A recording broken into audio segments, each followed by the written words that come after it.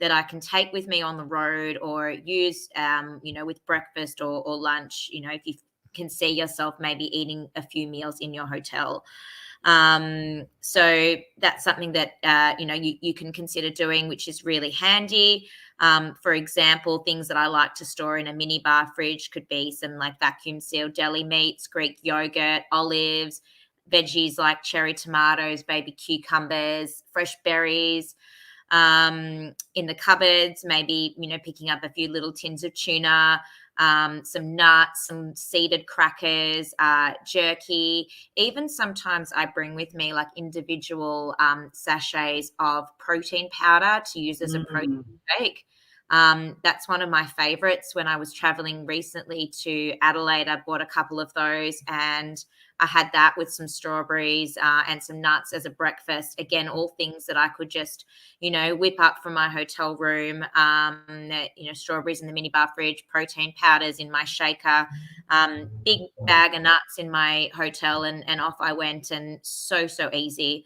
Having maybe a list for yourself of the things that you can maybe even take with you when you're going away, like non-perishable things. You can pack a couple of protein powder sachets, as well as things you can pick up close by to your hotel.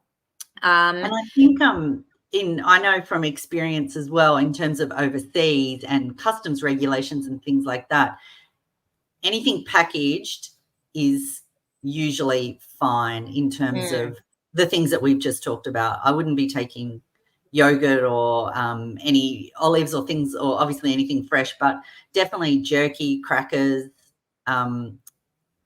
things like that. Definitely protein powder sachets is a good one. So and obviously good for on the road as well. Yeah. Another thing which I really like to bring with me, and this isn't a funny one, is Tupperware containers.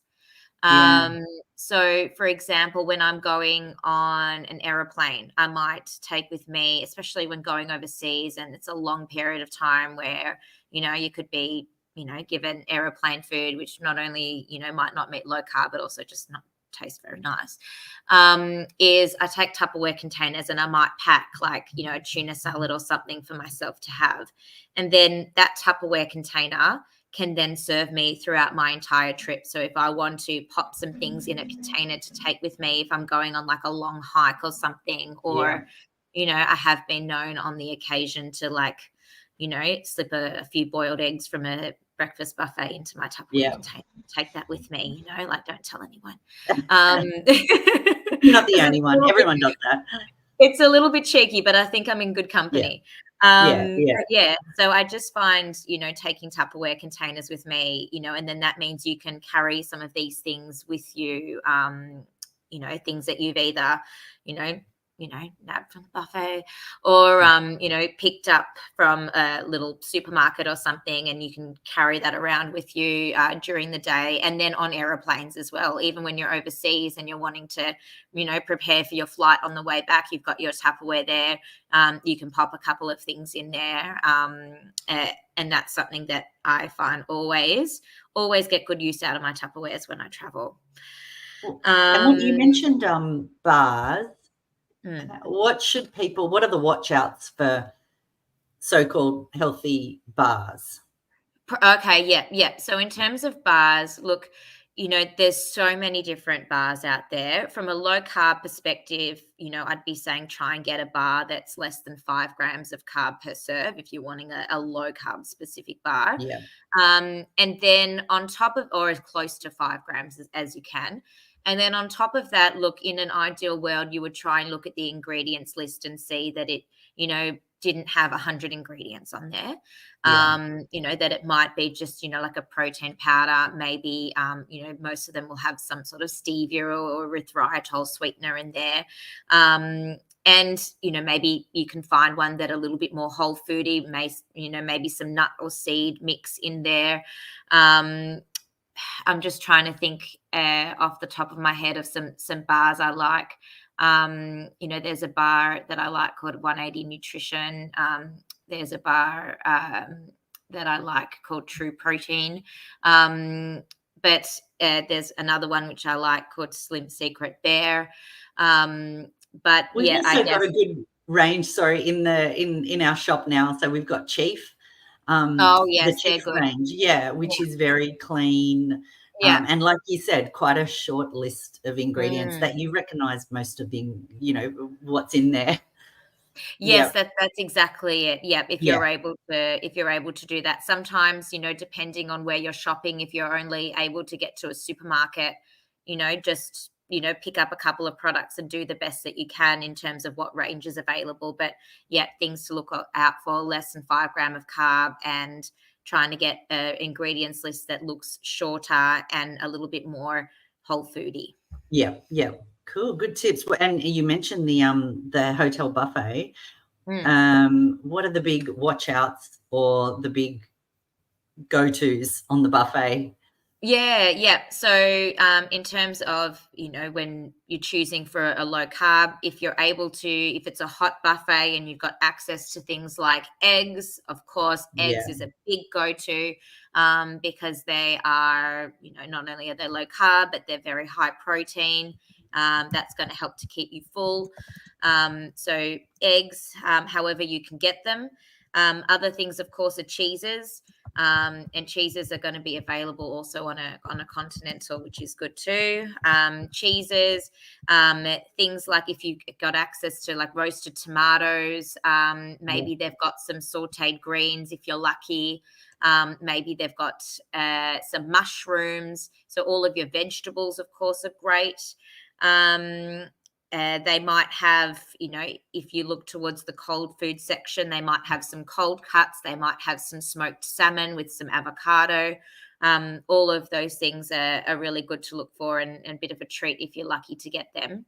If it's just a continental breakfast, which, a lot of places, especially in Europe as well, I find you get, it's the very typical pastry and coffee style Yeah. breakfast, which can be a little bit challenging. So I guess you've got one of two options there. You can either say, well, I'm in Europe and I'm going to just, enjoy my pastry and then maybe try and keep low carb for the rest of the day. Or, something that could be useful is an intermittent fasting style approach, where you might sort of skip or delay your breakfast, just have your coffee, your black coffee, and then, focus on your lunch Yeah. and your dinner, which is a little bit easier typically to find low carb Yeah. options. And then, going back to my initial point, which is the storing some things in the hotel mini bar, Yeah. the mini fridge and the pantry. So if there's nothing really that suits your low carb goals in the hotel buffet offering, then making sure that you stock up on some things that do suit you in your little mini Yeah. bar fridge and pantry. Go to the little supermarket, put that effort in, stock up on a couple of things, and then it's there for you that you can use any time of the day. I also personally love having snacks because, if you sort of get back to the hotel room and it's like 11 or 12 at night and, you're about to go to bed, but you're a little bit peckish and everything's closed. Yeah. Normally Yeah. at home, you would be able to have something, but, anyway. So I always like having things in the Yeah. hotel. Yeah. I think too, it's also funny how you or people get into the mindset of I need, a breakfast food. And so if they don't see any breakfast options, it's a bit of panic situations. But, if you think I need some good protein, hopefully some color, there's nothing to stop you from having some jerky and some nuts and maybe a yogurt for breakfast or something. It doesn't have to look like your usual breakfast. Yep, that's Yeah. exactly right. You can pop together a couple of things, a mishmash of what Yeah. works for you, Yeah. just to sort of keep you nourished and sustained and feeling, if you want to, if you've chosen that path where you want to stick with your low carb goals while you're away, Yeah. then yeah, just follow in that path and focus on maybe ordering some beautiful, lunches and dinners out Yeah. that are low carb in beautiful restaurants, and Yeah. Yeah. get your pleasures there.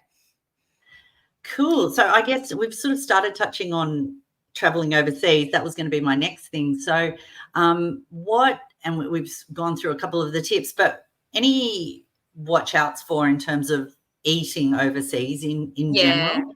Absolutely. I mean, what comes to mind particularly is, when eating low carb, we're going to be having things like, animal products, for example, and we need to, and then, vegetables, and we need to be mindful about food hygiene. So how are these meats, how are these vegetables washed and stored? Are they stored hygienically? Are they stored safely? So things like, meats that might be sitting out on the street in like a cart, in the hot sun, may be more of a risk in terms of carrying bacteria, as opposed to ordering some meat that's been cooked or, at a restaurant. So really just keep that in mind when you're making your food choices. Depending on where you are in the world, you might need to be more or less conscious of this. And then the same goes for vegetables as well. So salads, if they're being washed in local water, is that water safe to drink? And making those considerations, maybe it's safer to go for cooked vegetables rather than raw vegetables in certain places. I know I've had a horrible experience where I've, gotten food poisoning from a salad that I had from a cart, and that was that was less than ideal. So hoping to get you guys safe and avoiding those situations. So that's one big thing that I'd say to watch out for is food hygiene. Food hygiene and being mindful, because animal products and fresh vegetables can really be a breeding ground for that. What about overseas in terms of, in your experience, sneaky carbs that maybe people aren't used to? I mean, the thing that comes to mind is dressings, and absolutely, condiments, sauces. Absolutely. I mean, what's the sort of, is there a few tips or rules to live by when ordering that is going to keep you low carb, or just avoid sugar as much as possible when you can't see or you don't know exactly what's in it? That's a really, really good point, because you're right. Most of us are pretty good at spotting and avoiding the obvious carbs, like, no rice with my meal, take away the bread, or, what have you. But you're right. It's the sauces, the condiments that can pack a lot of sugar, and can be a little bit harder to avoid and to navigate around. So I guess ideally, if you consider the cooking methods and, for example, if you're offered a teriyaki chicken versus a barbecued chicken, so anything that really comes in a sauce or a marinade, and you can see that that's how it's described on the menu, then, that's a flag to say it's probably going to contain some sugar, some carbs. Whereas barbecuing is less likely to. If you think about barbecuing, look, sometimes it comes in a marinade, but it's usually, maybe it's got a spice rub or something on it. So looking at the cooking methods, tataki versus teriyaki, again, if I'm thinking like Japanese, if you're getting things that are steamed as well, it's not going to be in a sauce as much as a stir fry. So looking for how things are cooked, and if it says a sauce on there. Also, if you've got a bit of an awareness of the different kinds of sauces and the sugar content in different kinds of sauces. So, for example, a teriyaki, which is quite a sweet sauce, is going to be higher in carbohydrate than a soy sauce. So if it says, in a soy sauce, maybe that's less likely to be high carb. Other high sugar sauces to watch for are sweet chili, oyster sauces, hoisin sauces. A lot of the Asian condiments tend to be quite high. So, and then of course you've got your barbecue sauce, your tomato sauce. I'm talking ketchup, not like, like a pasta tomato sauce, but more of a ketchup style sauce. So sauces on the side maybe, or just be mindful. Yeah, sauce on the side. Yes, exactly. You can ask for the sauce on the side. I don't know why I didn't come up with that. Thanks, Katie. That's something that I should have said, and I know it's fair. Where you can. Sometimes you can't always. Yeah, sauce on the Sometimes, side or no yeah, sauce. Yeah, but yeah, being aware of what ones contain sugar as well and the yeah, ones that maybe go away from when ordering. yeah, cool, cool. And you mentioned it earlier, but I really want to dive into fasting and how we should really be looking. Well, people can look at this as a real tool to have in your, in your armory when traveling, um, about how useful it can be. And especially if you're going into your holiday or into the festive season already low carb, fit, I guess. So you should be burning fat for your fuel. So you should sort of be in a position to be able to fast when you need to. But yeah, did you want to talk a little bit more about, I guess, maybe a quick overview of how fasting works and what your body is actually doing when you're fasting? Yeah, absolutely. So look, when you are fasting, and you're giving your digestive system a little bit of a rest. Firstly, because no calories are coming in, your body is burning stored energy from fat, and it also gives the body a chance, cells to regenerate and energy to be focused on repair and rebuilding in general within the body. So all sort of positive processes where energy isn't otherwise diverted towards digestion. Um, so I guess fasting can, like Katie said, be a really useful tool for keeping within your low carb threshold, because particularly when people are fasting, the most common fasting windows will avoid breakfast, and breakfast when you're Mm, traveling are the meals that are typically higher in carbohydrate. Again, those sort of continental breakfast buffets. So if you are, like Katie said, following a low carb, particularly keto genic style diet, where you are burning fats as your primary fuel and your appetite is suppressed because of this, then fasting may come a little bit easier for you. And using intermittent fasting as a way to avoid the high carb breakfasts, and therefore keep within your carb threshold, focus your meals on your lunches and dinner where it's easier to order low carb, is a good strategy. And then it gives you, I guess, that flexibility to maybe be a little bit more adventurous with your lunch and dinner main meals as mm. well, which is always nice. Yeah, yeah, definitely. I might, we've had a question from, while we're talking about overseas overseas travel, from Sharon. So keen on Asia travel tips. It's very rice and noodle based. Mm. So navigating those kind of menus that are, yeah, that are rice and noodle based, tips. Yep. Yep. So, yes, there's definitely a lot of, carbohydrate, rice, noodle style of things when you are traveling around Asia. But you should be able to find as well some single protein dishes like, beef tataki, whole fish, sashimi, seafood, particularly if you are traveling around Asia close to the water. There's beautiful seafood that you can get. And little, so you should be able to find hopefully those on the menu, maybe some sort of simple salads, even if it, or like a stir fried morning glory or greens or something like Mm, this. So mm, hopefully you should still, the options might be a little bit more limited, but you should hopefully still be able to find something that suits your needs. Other things, for example, that you could do is ask for things to come without the serving of rice. Again, we spoke about sauces on the side, to avoid carbohydrates too, because there are some sauces, particularly in Asian cuisine, that do have a bit of sugar added to them. So asking for no rice or sauce on the side. Even things like asking for soups without noodles.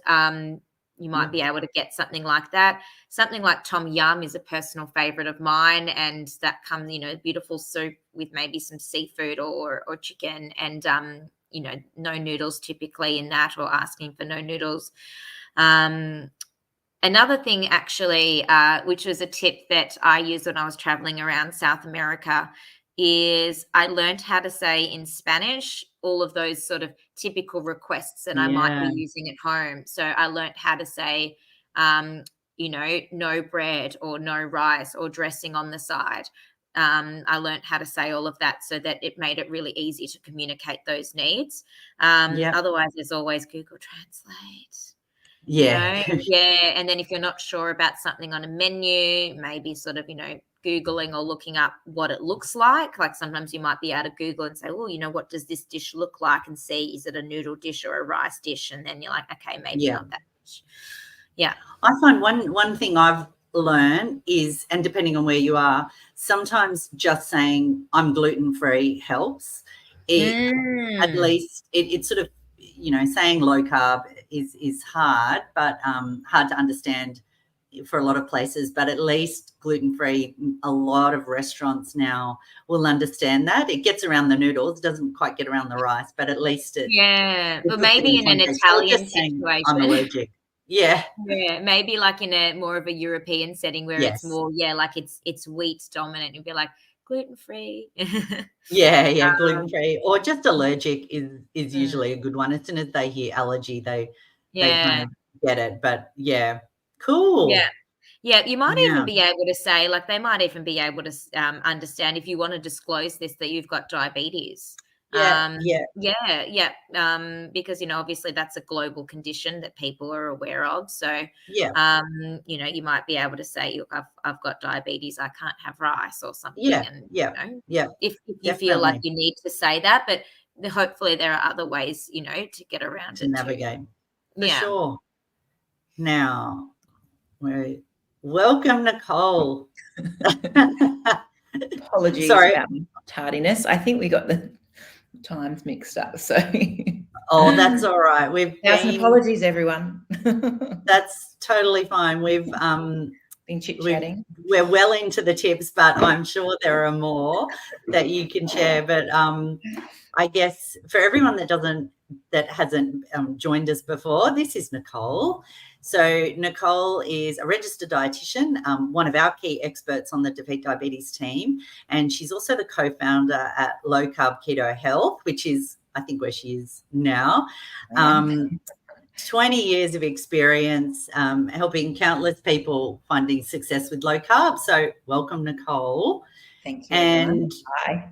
We've kind of covered off with Sam a lot of traveling, but I guess from a sort of setting the scene coming into the festive season, and it's kind of one of those times that daunts people, especially if they've had a great run up, they've been doing things really well all year and following what they're supposed to, and suddenly they're faced with Christmas parties and New Year's Eve and traveling. But from your point of view, what would the expectations be? How should people start to think about these kinds of times of the year? Yeah, and hi Sam. As we and Sam would be as well, to get a lot of clients that are starting to come in, and they're really trying to navigate the Christmas period and what the expectation is. And I've probably, being busy today, talking to a lot of people about what they're going to do through Christmas. And I think one of the key things is it's really important to, not expect to be able to always follow your low carb journey. I think not aiming for perfection is probably one thing. We know on a low carb journey and Defeat Diabetes that it's really, as I say to people, the frequency of how much carbohydrate we're eating that is impacting our health and our insulin resistance, our glucose, our weight. So having moments where you may choose over the Christmas period to allow to have some carbohydrate, I think is realistic. I think the key is to make sure you can reset and you can get back into your low carb sort of space without going, oh, well, I've had this now, I'll, keep eating carbs and I'll finish the box of chocolates Granny gave me and I'll start again, next week, or, and 2 weeks goes by and they're eating a lot more carbohydrate. So I think it's just being realistic to try and allow yourself some moments of flexibility.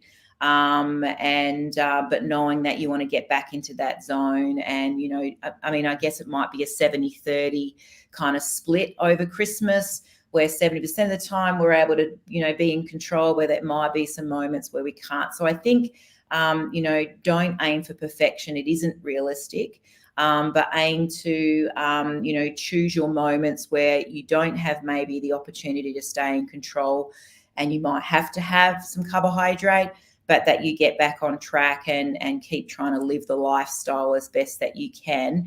And, it is okay to have a little bit. It's just about not letting it grow in momentum. And I've always said before as well, is sometimes when we eat carbohydrate, it does spike that glucose and insulin and can create more hunger or craving, so to speak. And so, to break that, you need to reset by feeding up with a good protein breakfast and a good protein lunch, and make sure you don't have all those leftover bits and trifles and stuff around, and then you can reset and get back into it. So I think the expectation to set is to be realistic and not, aim to be perfect over this period, but, be sensible. And as I'm sure you guys have already been talking about, planning and just look at what's coming up and how we can best navigate that. So that's what I've really speak to all of my clients about is, you've got to be realistic over Christmas, but you've also got to plan really well as well. That's right. And I guess on that, from a social situations point of view, we're in so many different unknown situations over the Christmas break, and a term that I think is hilarious, but it's so true, dealing with food pushers. It might be the aunt at Christmas who's have some, try this, or no, I don't eat carbs. That's okay, just have some rice. How do you, or tips to deal with food pushers and those different kinds of social situations? Yeah, look, I think people, you get sort of different groups. You've got the food pushers that they don't want to eat that piece of trifle if you're not eating it, particularly if they've got their own health issues to deal with. You've also got the food pushers because we give affection with food. We offer food as affection and, show our kindness with, offering something. So I guess you have to manage those situations differently. A food pusher who doesn't want to eat on their own will keep offering that same thing over and over again. And I think people sort of tend to cave and just go, it's all too hard. I don't want to create a scene. And I guess I sort of say to a lot of my clients is to try and accept always the food offer without necessarily eating the food. And how do we do that? It's sometimes about accepting that offer and thanking them for the thought, and delaying that by saying, look, I might have some later. I'm really, really full. I'm so stuffed and I really want to enjoy that. It looks amazing. And can I have it later? And hopefully later never comes.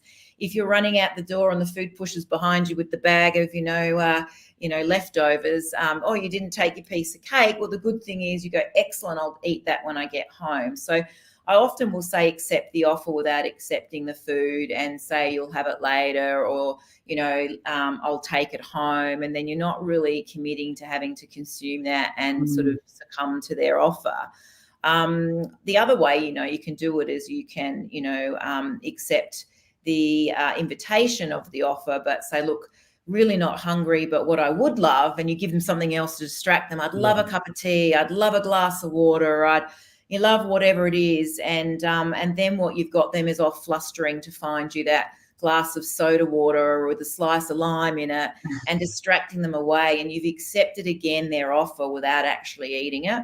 I've had a couple of interesting scenarios where, and I've said to clients, just accept the food and pop it on your plate and play around with your fork and mash it down a bit. And I think when you've accepted it, they're not necessarily like staring at you, watching you eat it all the time. And so maybe you're sitting down in a group and you're playing around with it and, so they, looks like you're eating it and, you can pass it off, down later off the plate and no one really is aware that you've accepted it. It's a bit the same, with alcohol is, and so many times I've said, my clients, I just say, keep topping up your glass. And, even if you've got a glass of wine and you take a sip, keep topping it up. And, you know, what people think is, man, you've been drinking all day and you've literally had one glass of wine, but you've just kept topping it up, or you've always got something in your glass. So you've got the soda water in there. So as long as people see you kind of doing this and you're not saying no because there's something in your glass and no one's going to offer, it's the saying of no. As soon as you say no, then people go, why? What's wrong? Can I get you something else? You know, why aren't you drinking? Have another drink. It's Christmas. It won't hurt to have that cake. So all that sort of social pressure, people tend to cave. And I think if you're accepting offers, but eating it later, you're never saying no. You're just kind of trying to say later, or, you know, I'll take it home, or, you know, you've got something always in your glass. I think that they're the ways around it, because otherwise you will always say yes, and you don't want to eat a carbohydrate because you didn't choose to eat it. You don't want to feel the pressure to say yes. You literally want to do it if you want to, but not because of guilt. So they're the sort of things I think I try to get people to use too. And that helps them not to feel guilty then, because you've accepted their care, you've accepted their offer, and you don't feel like you're, you know, just saying no straight out when they've gone to a lot of effort. You just redirect that affection a little bit. Yeah. So alcohol, you touched on alcohol. It's a big one, obviously, over this period. And we've had a question as well, but what are the best and the worst options? Yeah. And look, you know, that's when everyone loves me when I say, yeah, you can have some drinks. So they're like, whoa, it's Christmas. What can I have? And, you know, I always say, well, look, you know, the white spirits, you know, if you're having a gin or you're having a vodka or a whiskey, you know, the spirits, you know, obviously not tanked up with, you know, full strength cranberry juice and tonic water, etc. Coke, that, you know, going for something like a gin and soda or a vodka and soda, having a little bit of diet tonic water if you like, you know, even a low carb beer kind of works from a carbohydrate perspective. And so, you know, I think we can have some alcohol, excuse me. It's more when we're starting to have those drinks that are adding lots of mixes to it. Even the, you know, the pre-mixed drinks these days, you can get a lot of sort of no alcohol, not no alcohol. You can get no alcohol these days, although a lot of the no alcohol drinks are quite high in sugar, right? Sugar. So I say just have water.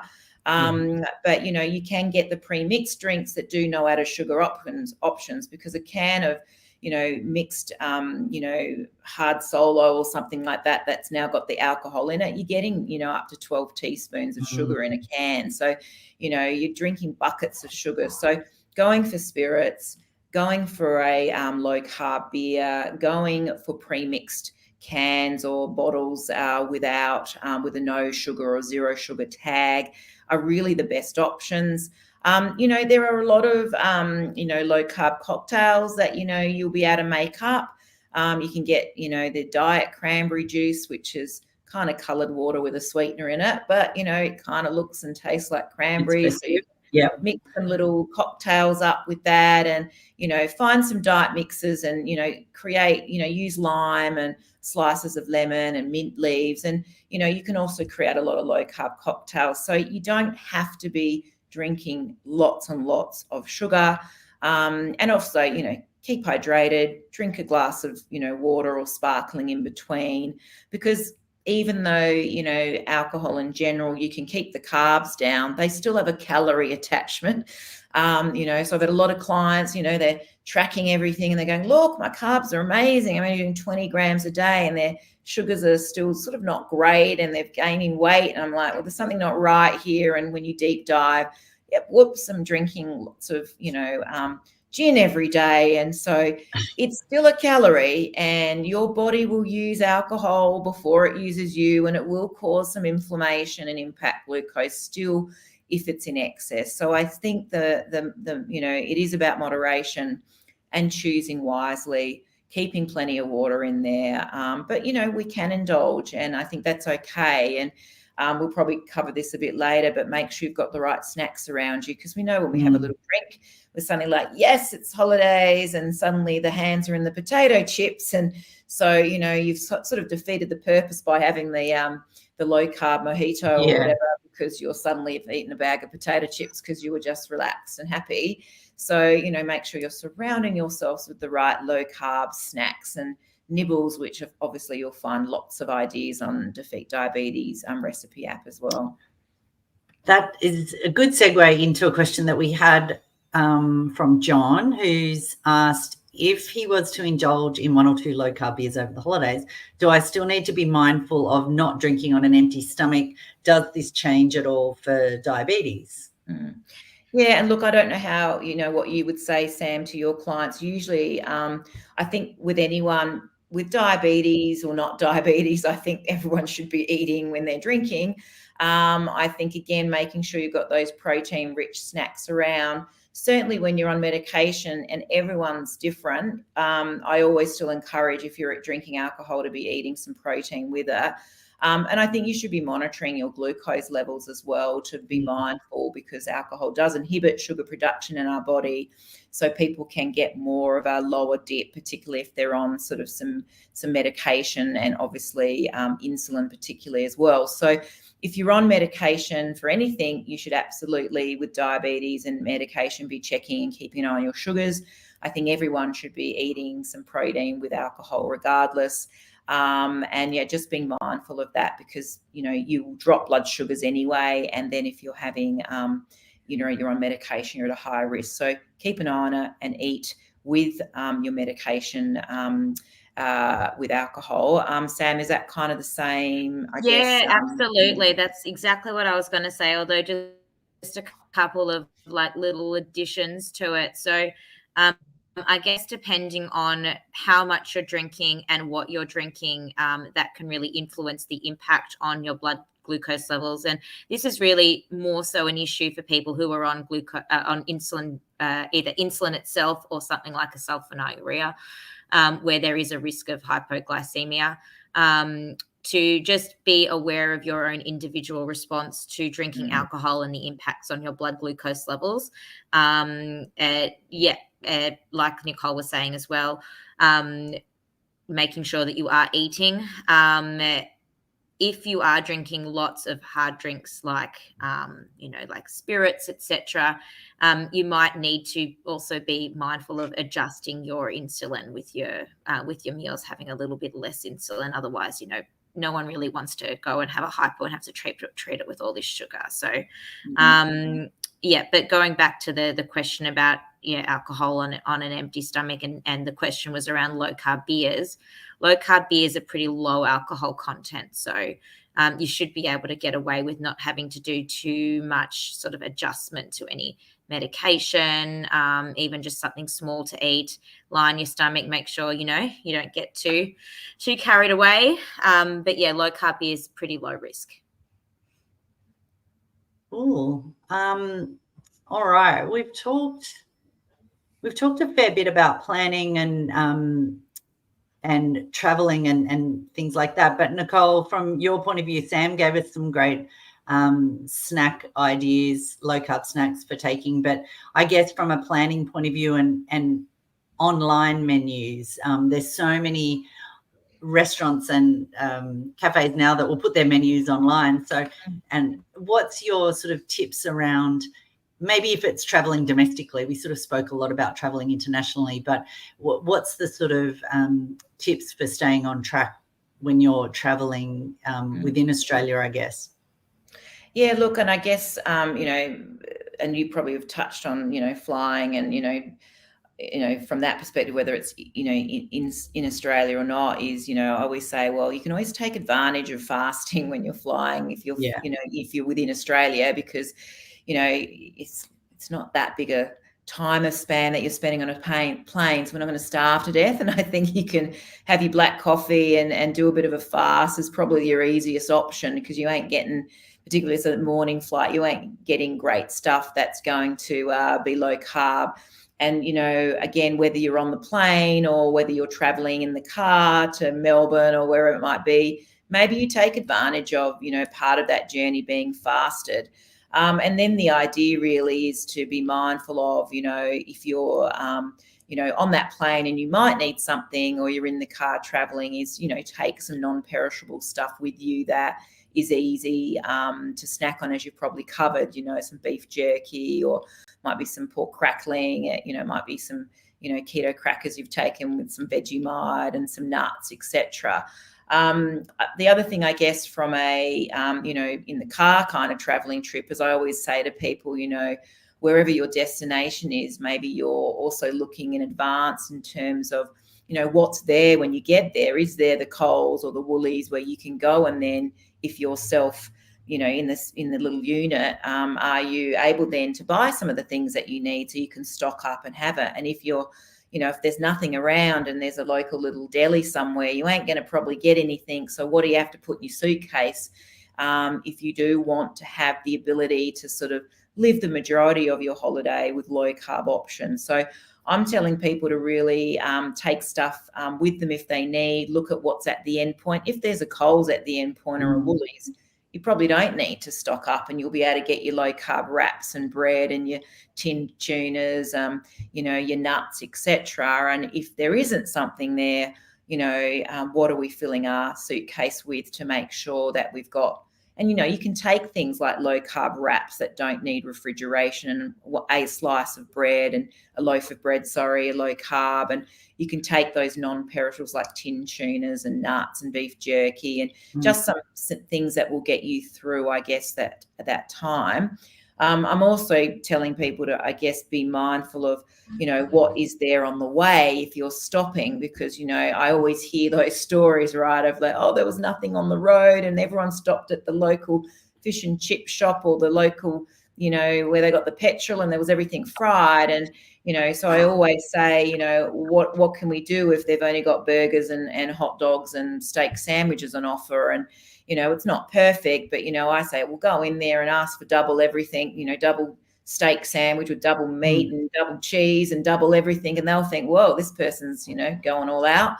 Well, you're just going to eat the middle, right? So, if you're desperate and there's only hot dogs, well, I'm going to ask for 3 hot dogs, or I'm going to get 3 and I'll just eat the sausage. I mean, sometimes if there's nothing else and I don't want to compromise, I don't want to eat bread, I don't want to eat those things, because particularly, as we all know, if you've been low carb for a while, they don't feel very good in our bellies, and they don't do great things for sugar. So,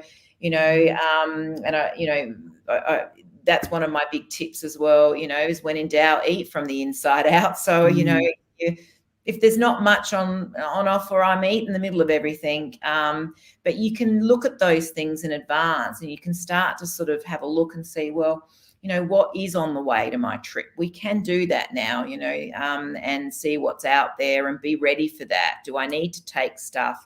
Can I stop off at the local road shop and get my, double steak sandwich and eat the middle? Can I take, things in the esky with me in the car, and maybe then you can take your dips and your crackers and cheese, or, so there's really so many ways around it and so many things we can take. It's just about thinking ahead. Don't turn up on your holiday destination where you've got your cabin and you haven't looked at there's no shop around, and suddenly you're going to the local Jim's Deli and there's nothing there that you can use. And then people go, so I had to eat carbs all week, and then sugars are up again, and, they've just got to try and reset. So they're the sorts of things. Take those non-perishables on your way. Look at where you're at the end, and see if there's places that you can buy stuff. If you're staying in hotels, then, there's always choices that you can make. I say if you can catch it, you can eat it. So look for the food that you can catch on the menu. The steak you can catch, the bowl of spaghetti you cannot. So look for those protein-driven options. They've all got, things on the menu that you can find, but sometimes you need to be looking online if you can, because when you're in the moment, sometimes you make not great decisions because you didn't see outside the square a little bit. And, you've just got to have a good look, and also look what restaurants are around where you're staying, because then you can drive the group that you're with or the family members to the right ones, and not let everyone go, yeah, let's go to the local pizza joint. All they had was pizza. You can drive what restaurants you can go to by looking and Googling. And if you're in the, in your hotel, you can eat a big breakfast if it's included. You don't have to eat the pancakes. You can eat the eggs and the bacon. Make that last all day then. And then make sure you've checked all the restaurants. I'm always there. Where are we going? Right, what are the restaurants? And I'll choose all of them so I know it's got stuff that I want, because otherwise you'll end up at a place and maybe there isn't anything. I was just in the Barossa on the weekend, and as the good low carb keto health as we did, we looked on the menu and we found the restaurant that really worked really well from a protein perspective, and it was delicious. We ate scallops for entree, we ate steak for main course, and had a cost salad, and it was easy. And all of us had looked at the menu. So that's the stuff you've got to do. And so you don't then have to sort of come back after Christmas, which, I've heard a lot of in the past. I was all too hard. There was no shops there. We went to the pizza restaurant because everyone wanted to go. We stopped off at the fish and chip shop, and then they give up, and then, they spend 3 weeks over Christmas gaining 3 kilos, and their sugar levels go up 1 or 2 millimole again. So they are the things that, I'm talking to my clients about to get them through Christmas. We can live a low carb Christmas, but we don't have to be perfect. Yeah. I like that. That's a headline right there. We've had a great question from Jennifer. So to summarize, she's off on a holiday tour to Canada next year. Should I make any diet requests to the airline or tour operator? So that's her question. I mean, airline, the categories I know that I've seen, obviously there's no low carb option, but from both of you, what's the best tip if you would like to order, or maybe if you're going on one of those really long haul flights and you do want to have a meal on the plane, what are the best options to pre-book? That's an interesting one. Yeah, thanks. Look, I'm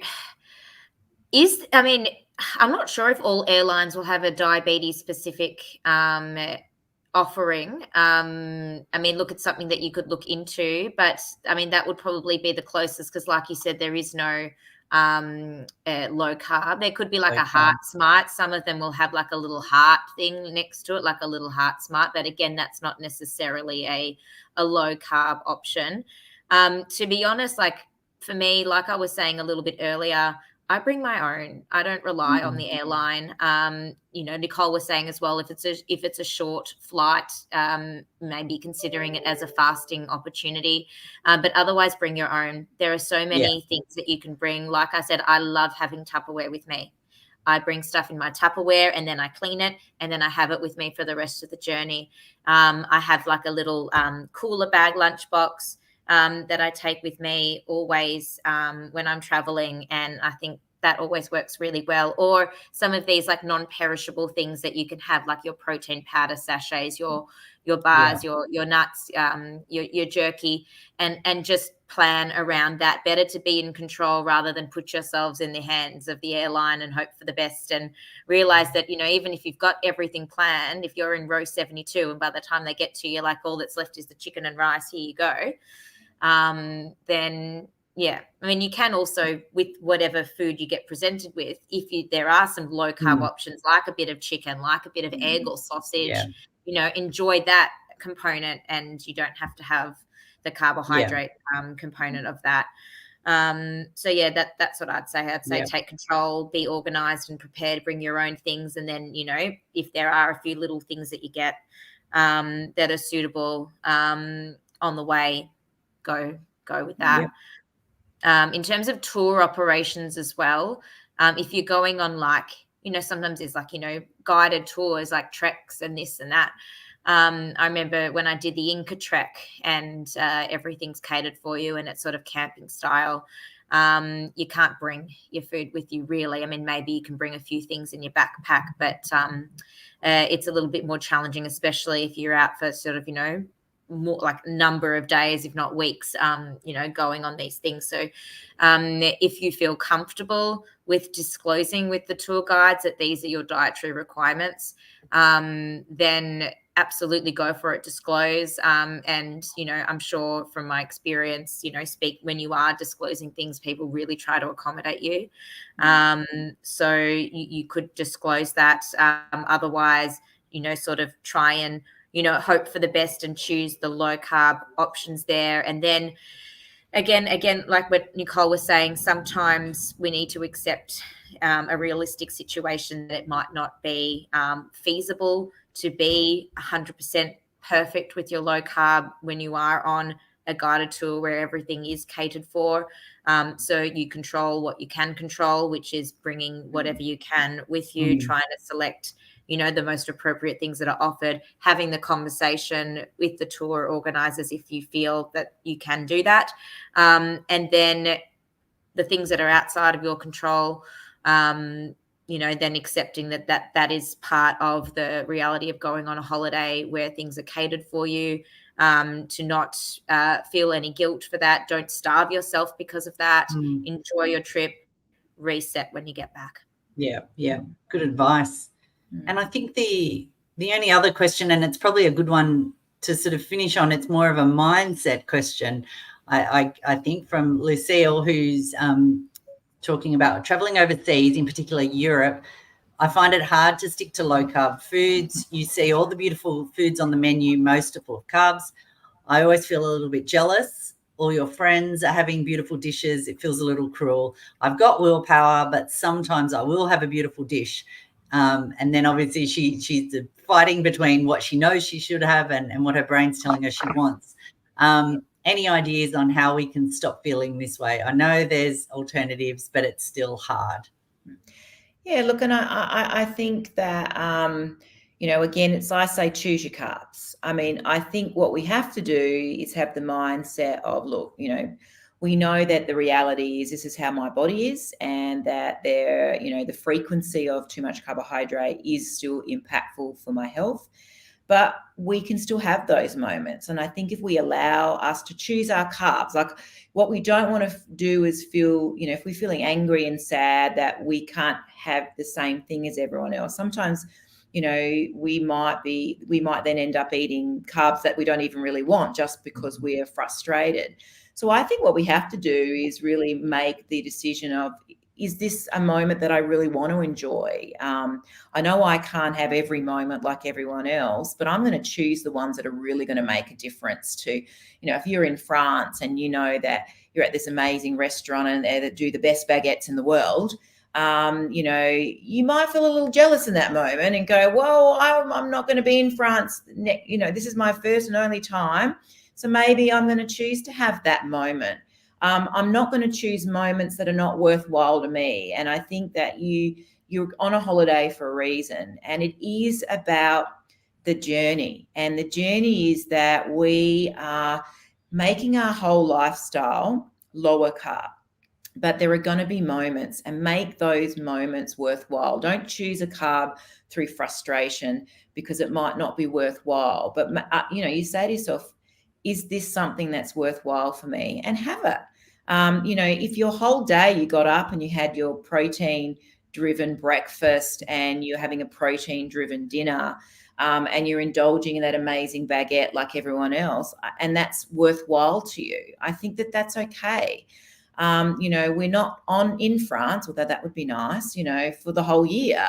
We're ideally on holiday. This is what we're assuming, and we want to indulge in those. I think in those moments, we are going to accept that our glucose control might not be as good, and maybe we're going to put on a little bit of weight.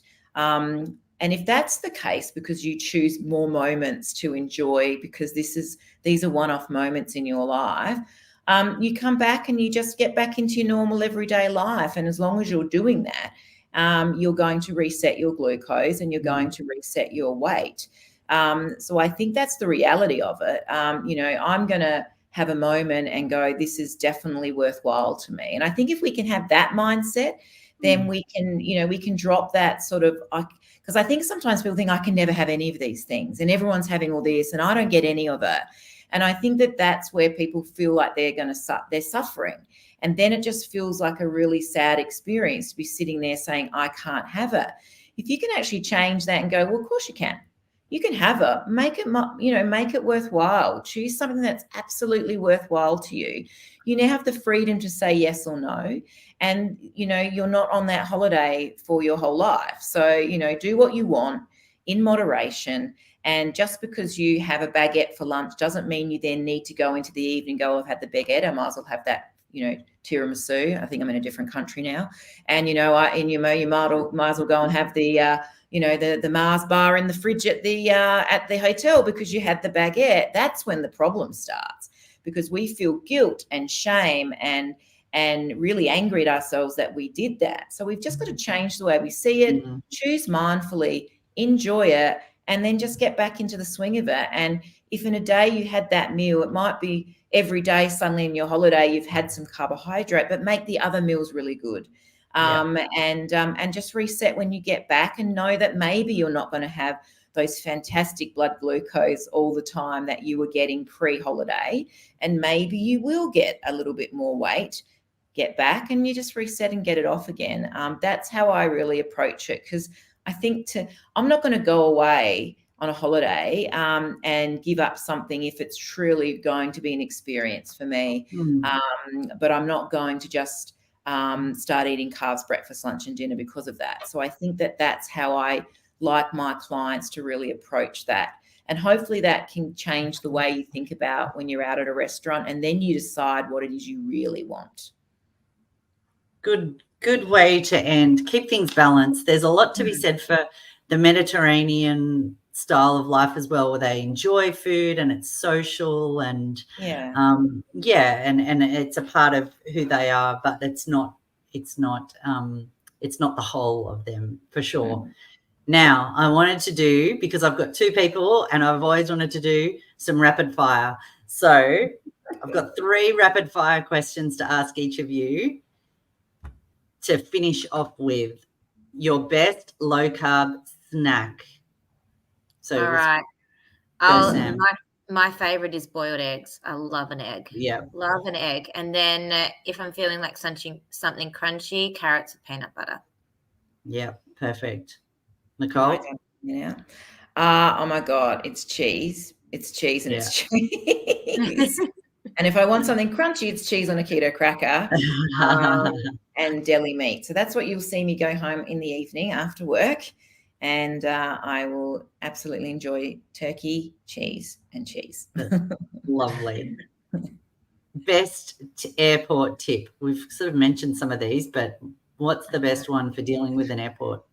Tupperware. Bring something in a Tupperware. That's mine. Yeah. Look, mine is either I just love fasting in situations where I just don't have a lot of control. Black coffee, maybe with some cream. Otherwise, I'm doing sashimi, and that's my absolute favorite, maybe with a seaweed salad.